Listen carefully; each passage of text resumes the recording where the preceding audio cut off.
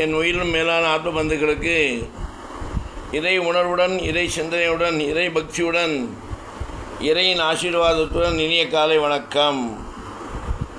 சகஸ்ரநாமத்தின் தொடர்ச்சியை பார்ப்போம்.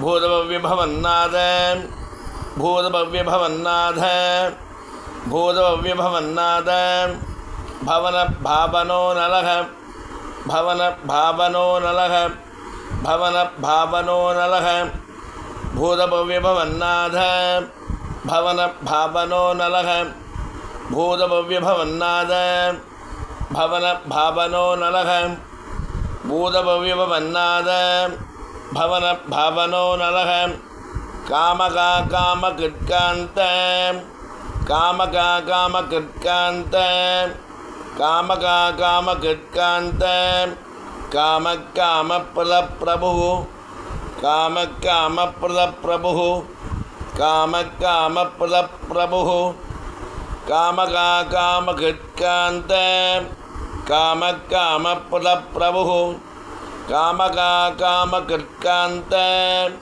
காம காம பிரத பிரபு காமகா காம கிட்காந்த காம காம பிரத பிரபு பூதபவ்யபவன்னாத பவன பாவனோ நலக காமகா காம கிட்காந்த காம காம பிரத பிரபு பூதபவ்யபவன்னாத பவன பாவனோ நலக காமகா காம கிட்காந்த காம காம பிரத பிரபு பூதபவ்யபவன்னாத பவன பாவனோ நலக காமகா காம கிட்காந்த காம காம பிரத பிரபு. என்னுடைய 4 லைன் படித்து 3 மணி நேரம் சொல்லியாச்சு. அதுவே நீங்களும் முதல்ல இதை சொல்லிவிட்டு முதல்லேருந்து நீ படித்த மட்டும் படித்து பார்த்துக்கோங்க. எவ்வளோக்குளோ படிக்கிறோமோ, எவ்வளோக்குளோ சிந்தனையில் இறை சிந்தனையோடு நம்ம ஒன்றி இருக்கோமோ அவ்வளோக்குளவு பிரச்சனை இல்லை. அப்போ கேட்கலாம், நீங்கள் சொல்கிறீங்க பிரச்சனை வருதுன்ட்டு.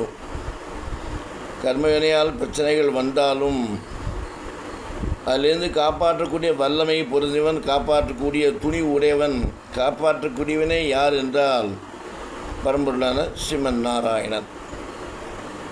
திரும்ப திரும்ப சொல்கிற எல்லாத்தையும் அனுபவத்தை தான் உணர முடியுமே தவிர வாயால் சொல்லி மிச்சர் ஏற்பட்ட அனுபவத்தை வச்சு நீ புரிஞ்சிக்க முடியும் அனுபவத்தை வச்சு. ஆனால் நீயே உனக்கு உணரணும்னா அதை அனுபவிச்சா தான் முடியும்.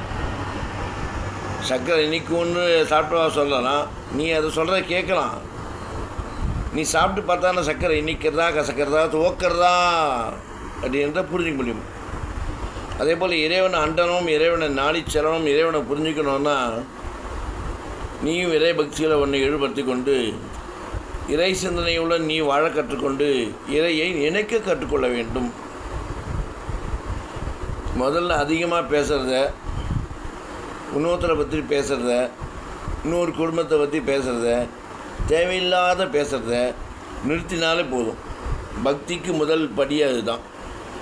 ஆன்மீக சிந்தனைக்கு முதல் அடித்தளமே அதுதான். ஏன்னா உங்களை பற்றி நான் தவறாக பேசினாலே பாவம்ன்றது தர்மம். நீங்கள் இருக்கீங்களோ இல்லையோ, இன்விசிபிலிட்டியோ visibility, that is next parts. நேருக்கு நேரத்தை பேசினாலே பாவா மனசு வந்தால் நம்மளுக்கு சாபமாக போயிடுறது. அவள் இல்லாத போது அவாகதே ஊர்கதையோடு சேர்ந்து அளந்து இப்போ உங்களுக்கு தலையாற்றோடைய பாவமும் யாரை பற்றி சொன்னியோ அந்த பாவமும் சேர்ந்து சுமக்க வேண்டி வருது உன்னுடைய முதுகில். ஏற்கனவே முதுகு பாரம் ஜாஸ்தியாகி தலையிலேருந்து முதுபக்கம் இறங்கி கீழே போனோன்னு பார்க்குறது.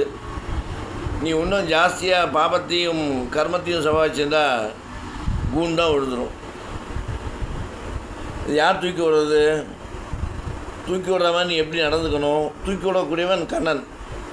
தூக்குற மாதிரி நீ நடந்துக்கணுன்னா மௌனம் கலக்கன அஸ்தி.